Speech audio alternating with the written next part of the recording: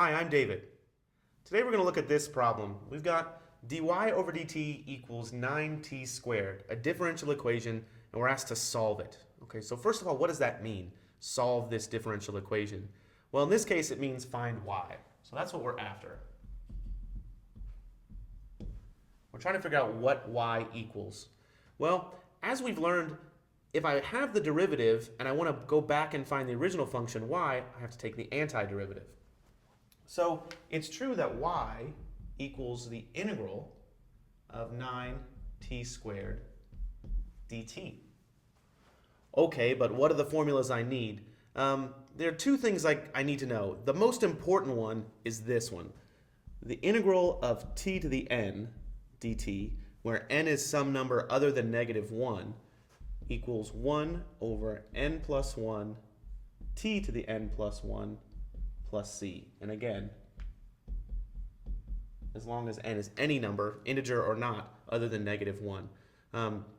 This is an important rule.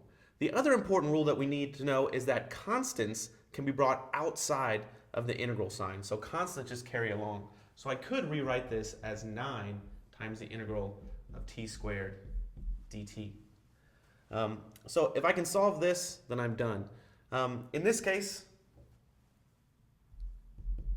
n is equal to 2. So n plus 1 would be equal to 3. So if I plug into this formula, I've got that this equals 9 times, well, let's see, 1 over 3 t cubed plus c.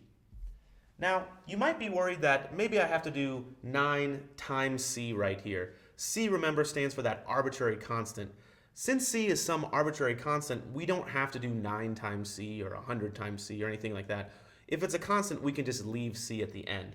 So this ends up being, well, 9 times a third is 3 t cubed plus c. If you like, when you're doing these problems, you can always just make sure that whenever you have the indefinite integral or the antiderivative, that you include a plus c at the end.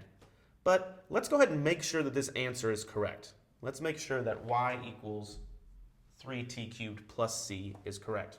And the way to do that is just to differentiate. We're really good at taking the derivative, so let's do that. The derivative of y with respect to t is the same as the derivative with respect to t of y. That's just notation. But we claim that y is equal to 3t cubed plus c.